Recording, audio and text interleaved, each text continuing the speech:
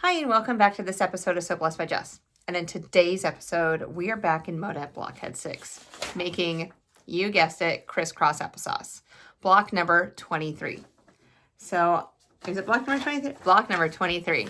I'm $1 late and some fabric short, but we're finally getting into this block. Sojo's been real. It's back though, back in action, and I'm ready to go with it. I started making this quilt behind me. It's like I'm feeling it. We're like, bring it on, Jess. And I'm like, you know what? Let's finish Moda Blockhead strong. So in the next couple days, you'll be seeing block 23 and 24 come out so that we can then design what our quilt's going to look like, because you know what? I'm not going to do what everyone else is doing, because you know me. That's not how we roll. We're going to do what we got to do to be an individualized quilter. So anywho, about that. So laugh and giggle. That is fine. Anywho, so Criss-Cross Applesauce is the way to go. And when I saw and heard about this block and the name of this block, I immediately remembered my elementary years of teaching second grade. Because fourth graders, they're not about the Criss-Cross Applesauce thing. But you can go ahead and say, hey y'all, time to come to the carpet. Bring whatever it may be, their task cards, their notebook and pencil, because we're doing foundations or our math problems, whatever it may be. And I said, all right, come sit Criss-Cross Applesauce on the carpet. And they would come, and they had their own little individual spots on the carpet, and they would sit down, Criss-Cross Applesauce. And so I can't tell you how many times I have said that over and over again. So thank you, Laura Muir from the Creative Joy Project, for coming up with this wonderful block for us to do for Moda Blockheads. X marks the spot. So in this block, we're going to create a color, this 2 different blocks 4 times. So I'm going to show you how to make one of these blocks and then create the other ones offline. Then we're going to put it together as one big 9 patch, because that's what it is in the end. One big 9 patch. Now, I am down to the nitty-gritty of my fabric lines. I needed an 8-inch block. It was hard to find 4 8-inch blocks. So, because of that, I had some background fabrics left that you normally use for backgrounds for a quilt, just because, you know, they have just more white to them. So we're going to use that as the bigger blocks that we have. And then I have these 2 colors for my contrasting, and we'll go from there. And then our white backgrounds to work it out. So I'm going to go ahead, iron these all out, make sure that they're crisp and good to go. And let's go ahead and get sewing. Okay. So we need to make 4 blocks that's going to look like this. All right. So we're going to snowball 3 of the 4 corners. Let me get my paper out. So we're making this section right here. This section right here. So we're going to snowball the sides and then the top. Okay. So what we're going to do is how we snowball is we're going to line up our block like this. So we're going to, oops, let me zoom back out. Okay. We're going to line up. Then, see, is this long enough? Oh my word, it is. All right, cool. But I can't cut on this. So let's go ahead and take the wool mat off. Thank you for being patient. Okay. And we're going to line up the 1/4 inch line from corner to corner. Here we go. Okay, from here and going all the way from corner to corner. And then I'm just going to go ahead and cut that off. Now, what this does is it gives me a 1/4 inch all the way down, and it's going to hit right where it needs to. So when I flip it over, it'll still be an 8-inch square. Now with this piece, you can go ahead, you can seam that too. So I'm going to do this block 2 different ways. I'm going to do it my way first, and then we'll draw a line and do it the other way.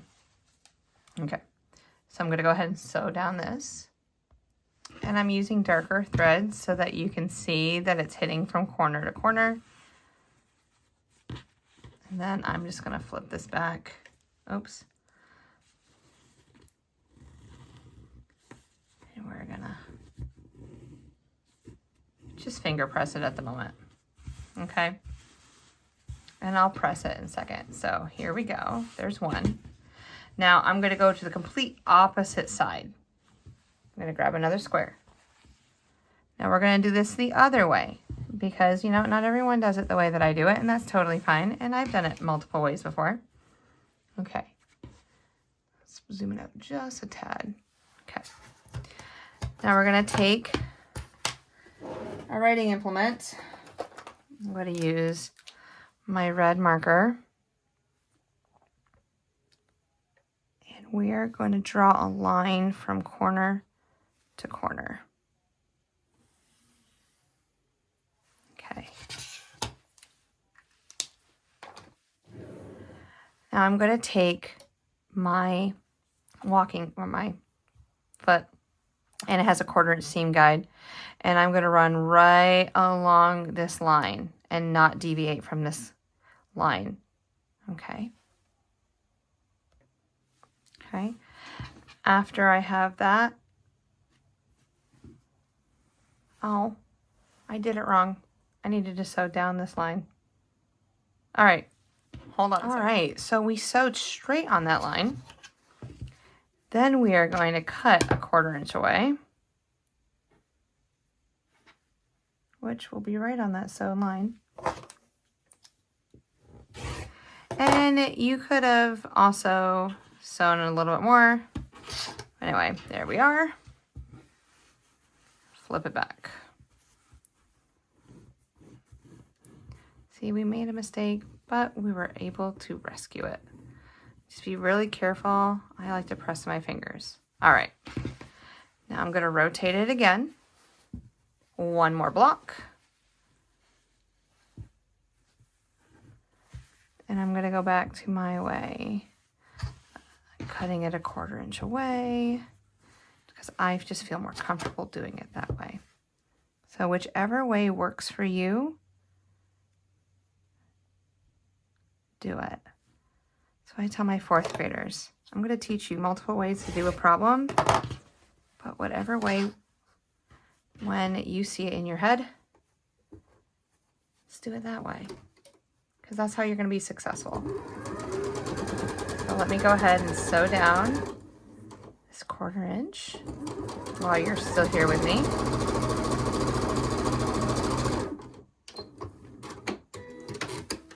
Okay. Fold it out. See, that didn't take very long. About 1.5 minutes. And you've made 3 seams, which is this part of our block. So this is done. Now we're going to head on over to this land. All right. You need a B rectangle and a C rectangle. And when we put, we're going to put our white square, which is 2 inches. These are 2 inches by 5 3/4, and then these are 2 inch squares. Okay. So when we're going to make sure that the green is always on the left, the pink is always on the right. And we're going to snowball. We're also going to make sure that the pink is always cut and trimmed on the right side. And we're going to sew that. And we're always going to make sure that the green is cut and trimmed on the left side. Every single time. All right, let me go ahead and sew that. All right. And after pressing it open, we now have these 2 units.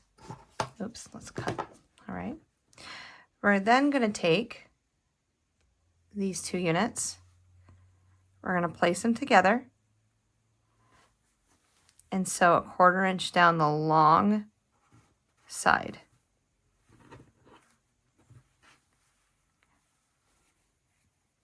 All right. And you can press like the fabric so that they nest on top. I didn't do that this time. You can press your fabric open. There's lots of different things you can do. Okay. All right, we're just gonna press with our fingers. There we go. Beautiful. Then one more piece. I need a rectangle. Where do those rectangles go? Oh, they're underneath. Okay.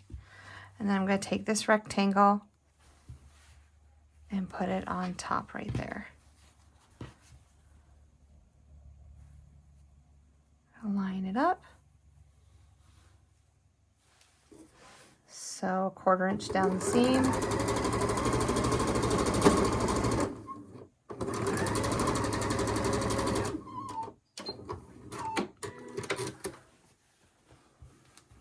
Open her up. There we go. And we're going to make this 4 more times. The last block we need to make is our center pinwheel. So we've made 4 of these. Let me go in. We've made 4 of these units.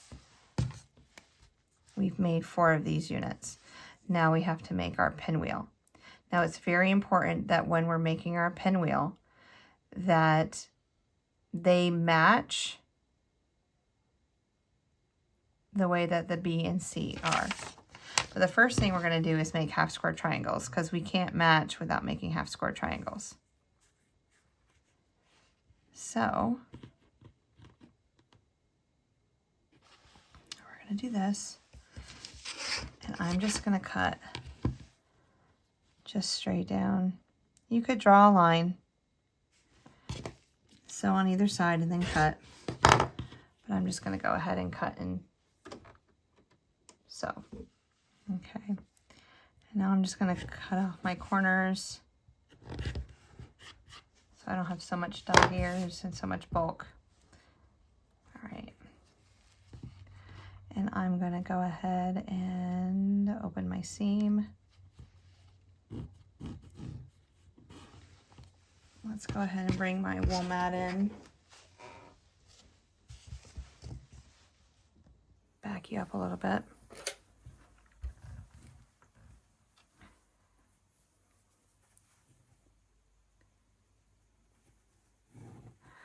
So when I'm pressing, I just lay the iron on it.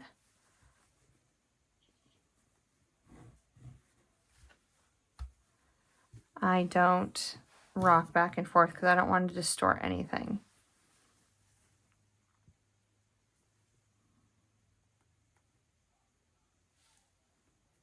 Come on, here we go. And one more. All right. After that, I'm going to bring our block back in. And I'm going to make sure when I create the half square triangle, or sorry, the pinwheel, that I'm putting my blocks the way they should go. So I'm using this as my reference. Here we go. All right. So I've got to make sure when I'm lining them up that the pink goes with the pink, the green goes with the green, and all of them are going to look like this. So no matter which side I come from, it's all going to match. Okay.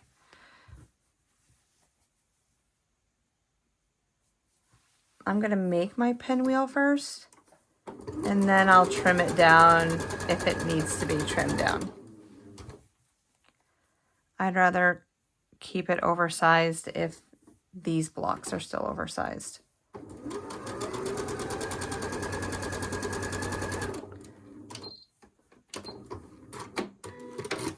Okay.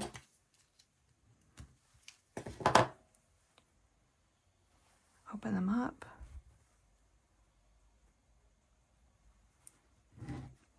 Seam open.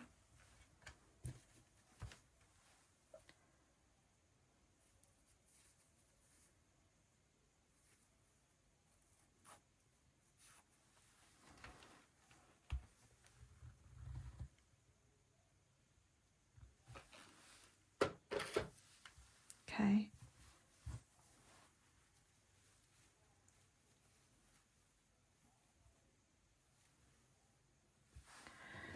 All right, let's grab a pin.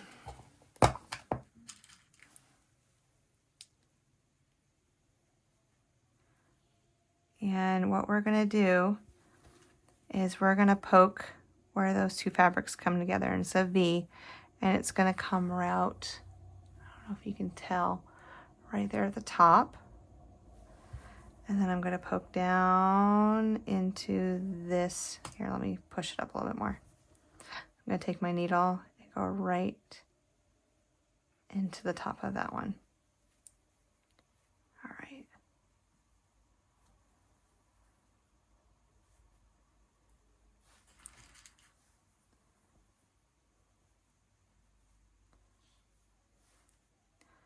I'm going to pin from the back side so I don't have to move my needles. I love this that I learned this trick. So now my fabric's not going to move, and I can remove that middle pin, and I can sew my 1/4 inch seam, and my needles won't get in the way. All right, let's remove our needles.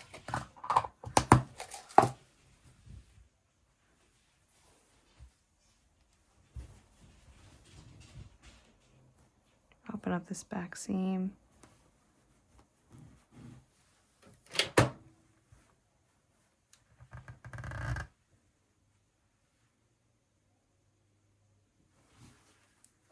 And see.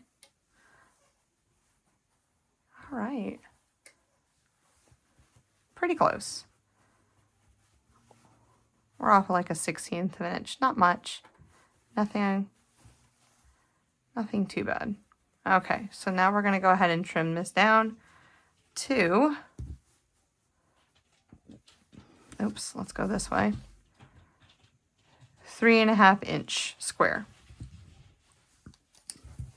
Okay, so half of 3.5 inches is 1 3/4. So I know that my middle point needs to be 1 3/4, which is right there.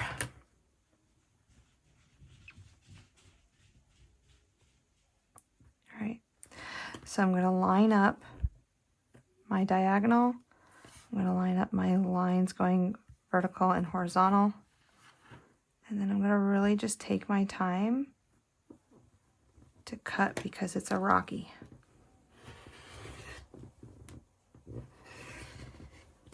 Okay. Turn it around, and now I can go to 3.5.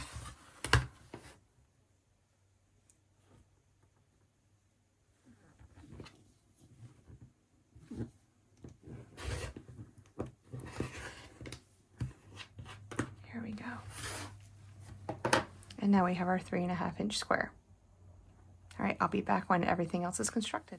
All right, let's put this block together. I think you can see it. Yeah, if I leave it right there. All right.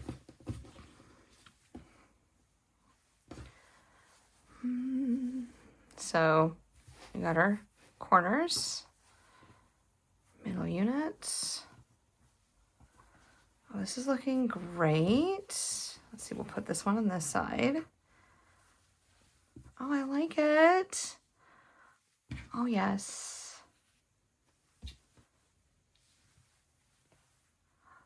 Oh, that's so pretty. I if I do say so myself. All right, so now we have a big old 9 patch that we need to put together.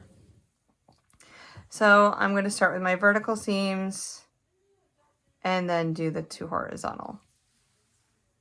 And I'll take pictures as I go.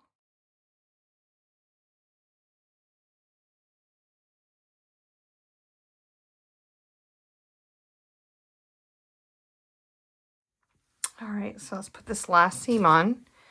So I've pressed my seams so that this middle section will nest.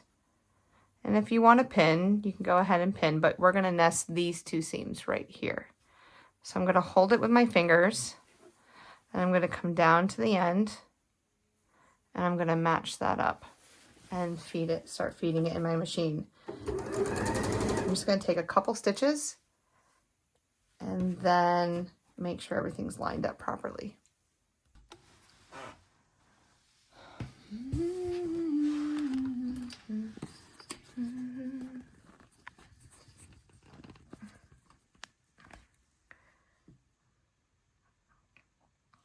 Okay, you ready? Here she is. 18.5-inch block. Pretty pretty.